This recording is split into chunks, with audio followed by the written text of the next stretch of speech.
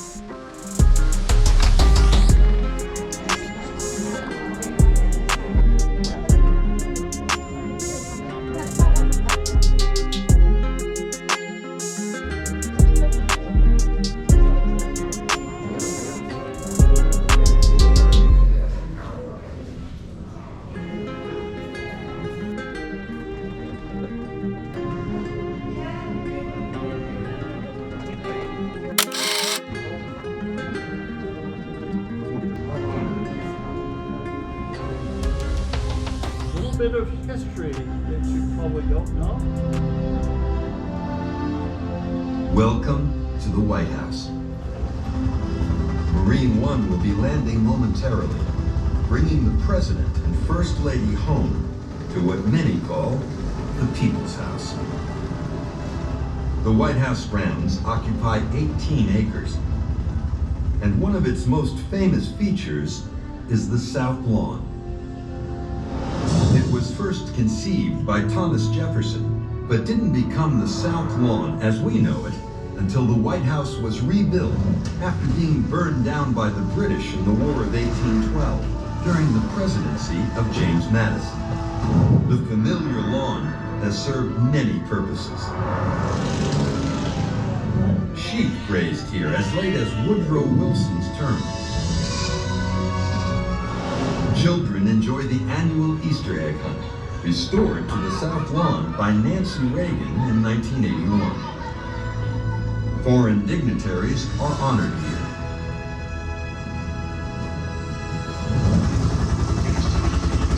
And now, the South Lawn is about to serve one of its most important roles, the landing pad for Marine One.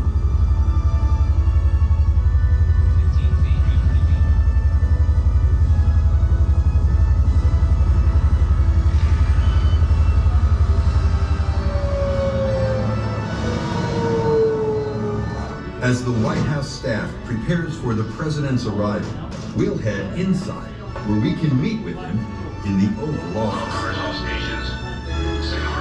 A typical Washington thunderstorm has delayed the arrival, so we'll have only a few minutes with the President. He's been fighting a seasonal allergy, which you'll probably hear in his voice, as he shares some of his personal history about the most powerful room in the world.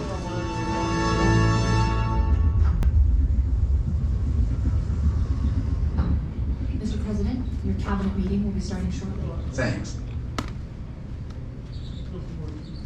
Welcome to the Oval Office. Though I spent years in this office, I never thought of it as mine. I was just the latest temporary occupant in a long and distinguished mine. Earlier still, Queen Victoria presented the magnificent desk to President Rutherford B. Hayes. Crafted from the timbers of Her Majesty's ship, Resolute, it's an enduring symbol of friendship. While I loved the desk, I must admit that it wasn't perfect. In fact, carpenters had to raise the desk a couple of inches. It was either that, or I would have had to lower my knees. The cumulative weight of so much history is inescapable. One feels surrounded by illustrious predecessors, so much so, in fact, that out of respect for this office and the events which have transpired in it, I almost never remove my suit coat. Of course, you can take your work seriously without taking yourself that way. You'll have to come back. Among the signs on the desk is one that reads, "There is no limit to what a man can do or where he can go if he doesn't mind who gets the credit." Not a bad philosophy, especially in Washington, D.C., a city of tall monuments and even taller egos. Still, the Oval Office is much more than a bully pulpit. In many ways, it is a mirror held up to the American people. I look forward to meet a cross-sampling of American heroes, whether that's throwing a ball, protecting a neighborhood, or hugging a child. And the world came calling as well. Mother Teresa visited this room. So did Margaret Thatcher and Mikhail Gorbachev. Unfortunately, for all the power possessed by an American president, there are some things beyond his control. Here I met with hostages newly released from the hell of Beirut. I'll never forget the feeling of horror that accompanied the explosion of the Challenger space shuttle. Where the morning I invited congressional leaders over to hear a tape recording of a Soviet pilot locking on to the ill-fated Korean flight 007. It still chills my blood to think of those 269 innocent passengers. And it was here that I first learned of Nancy's impending cancer surgery. So you see, you don't just give speeches in the Oval Office. You also say prayers. Above all, you pray for peace. Mr. President, your meeting is starting. So, goodbye, and God bless you. There you go, folks.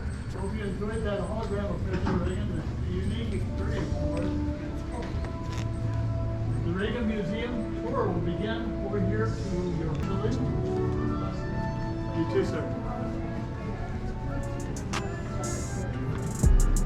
Here we go.